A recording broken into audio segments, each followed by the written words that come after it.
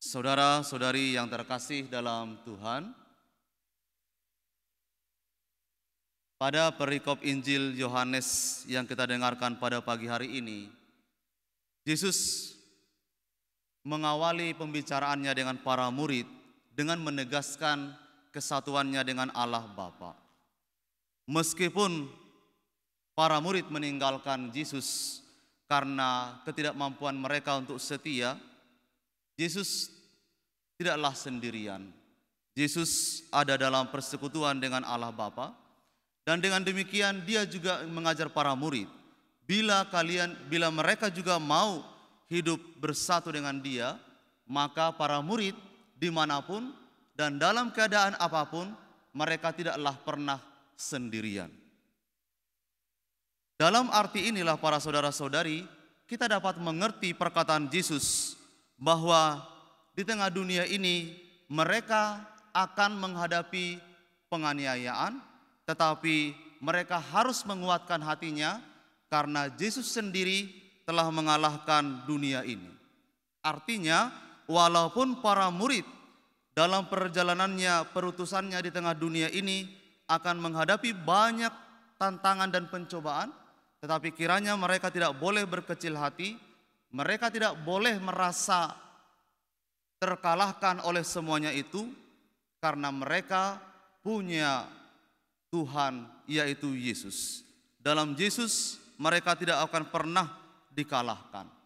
Yesus sendiri hanya butuh supaya mereka menguatkan hati, karena Yesus sendiri telah lebih dahulu mengalahkan dunia ini. Saudara-saudari yang terkasih, sabda Yesus ini adalah juga penegasan kepada kita bahwa kita para murid Yesus ini juga di tengah dunia ini diutus oleh Dia untuk berziarah. Dan dalam peziarahan itu Yesus sungguh-sungguh mengantisipasi kita dengan situasi-situasi yang sungguh-sungguh terjadi. Dan itu bila kita melihat dalam sejarah perjalanan gereja sudah terjadi.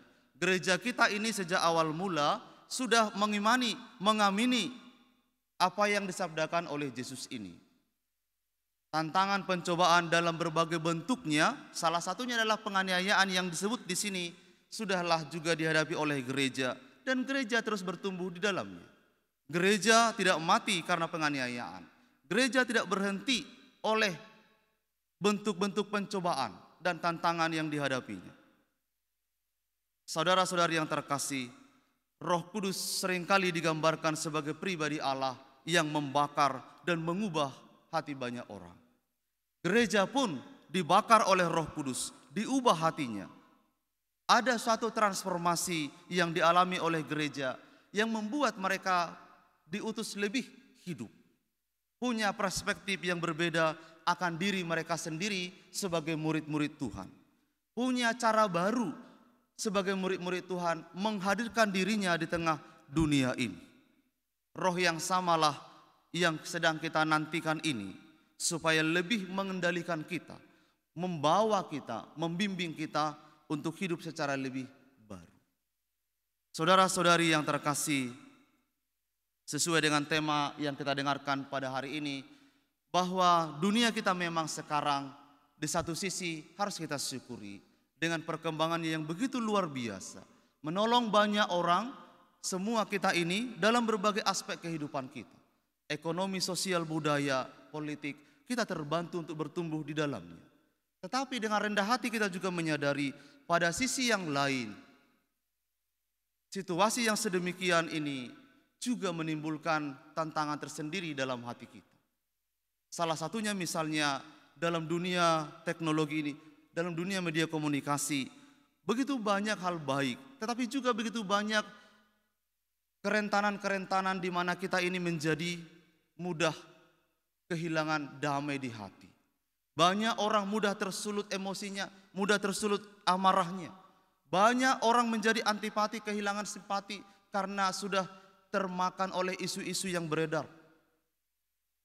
Salah seorang penulis yang baik beberapa hari yang lalu menyajikan hasil penelitiannya bahwa sekarang ini kita tidak lagi sedang sebagai orang yang menerima banyak informasi semata, Tapi kita semua ini adalah sudah orang-orang yang memproduksi semata, yang menghadirkan, memberikan banyak informasi kepada banyak orang, dan kita sendiri menjadi orang yang tenggelam di dalamnya.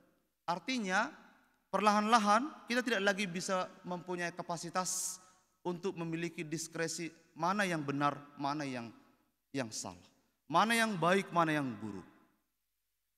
Saudara-saudari, situasi itu menjadi tantangan tersendiri bagi kita. Gereja punya ajaran iman yang benar. Gereja punya bobot iman yang benar. Tapi bila dunia ini tidak sanggup untuk menerimanya, kita tetap harus bersedia untuk menghadapi tantangan penolakan dari dunia itu. Kebenaran belum tentu diterima dengan baik, karena kebenaran itu seringkali mengubah hati banyak orang.